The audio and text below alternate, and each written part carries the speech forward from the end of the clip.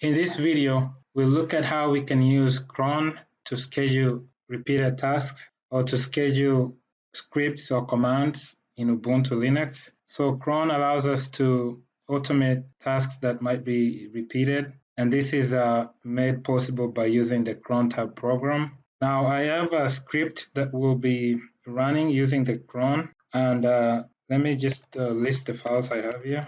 So the name of the script is right here, cron test script. Let's look at the contents of it.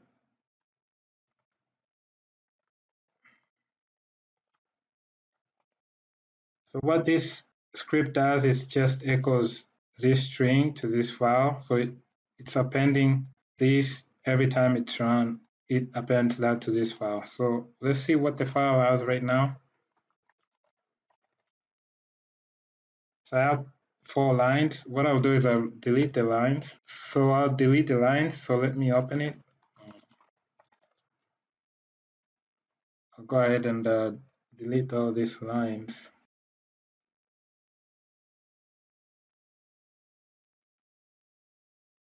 Okay. We'll run the cat command again, and now there's nothing in the file. Now, one other thing to see for this script, I've given it the execute permissions right here. And that's by using the chmod command plus X on the file cron test script.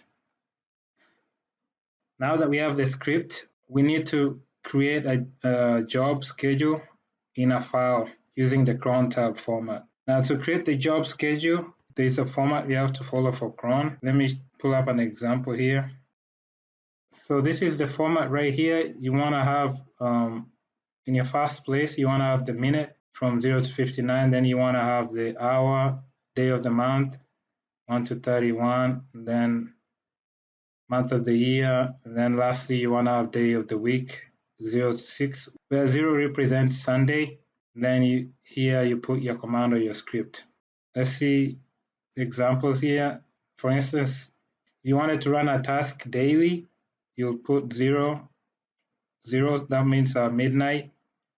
And then for your day of the month, you'll put a star, which means any month of the year, any, and then day of the week, any. So this is the same thing as midnight. So daily, midnight, same thing. Yearly, it's gonna be midnight, first day of the month, first month of the year, and then any day of the week. Okay, now that we have seen those 2 examples, let's go ahead and create that file. I do have a file already actually that I've created. This is the file right here that I've put the entry. In our example, let's see what it's saying. And this is what it's doing. It says run every 2 minutes. This is the format, */2 means every 2 minutes. If you wanted it to run every 30 minutes, you'll change this to 30. And then for the others, it's, so this is for the minute. And then this is gonna be any hour,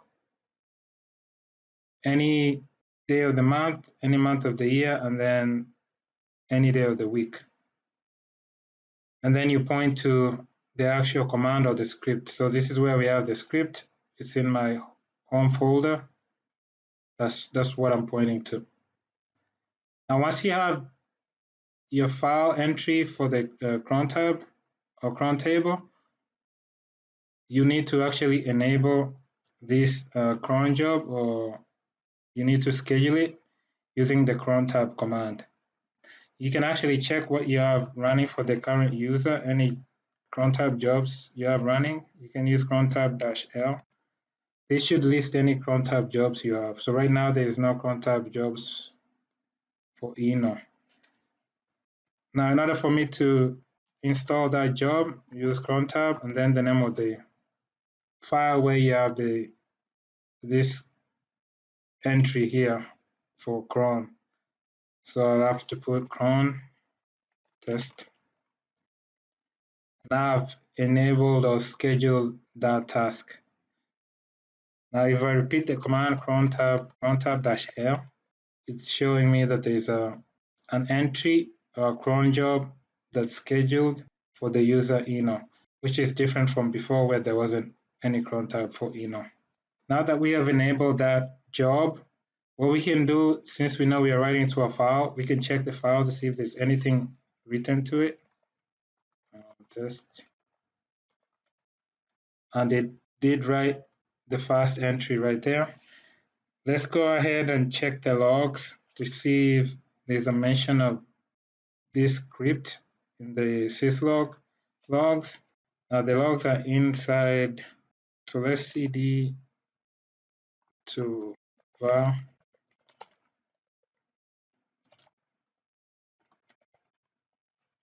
and syslog is right here. So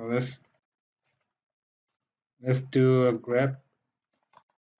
Let's grep for cron inside syslog,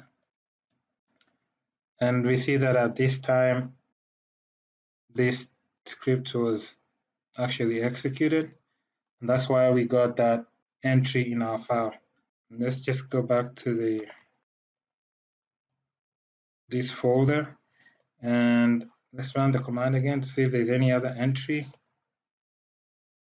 So there's no entry, and we can repeat the command for the syslog. So we know it's in var log syslog. So I'm guessing 2 minutes haven't passed yet. If we give it a few more seconds, I'm sure we'll see the second entry. Okay. Let me pause. I'll pause and wait for a few seconds here. Okay, let's check the file again, test file. And now we have two entries. We should have a second log message here. So we should have a second message here showing that the script did run the script right here for the second time. And this time let's repeat the command. Then let's use tail. Let's just look at the last 5 messages. At this time we got another entry. And sure indeed, at this time the script did run again for the second time. So the first time was at 15:56, then 2 minutes later, 15:58, the script ran. So we've been able to schedule the cron job, and we've tested and verified that it's running, and it's gonna keep running until we actually stop it or remove it from the our file, or if we remove it from cron tab. Now to remove it or to disable it, we can use cron tab and then -r. Now if we do cron tab -l, there's no cron tab for Eno. So we've disabled that task or that job. So that's all for this video. I hope this has been helpful. Catch you in my next video. Thanks. Bye.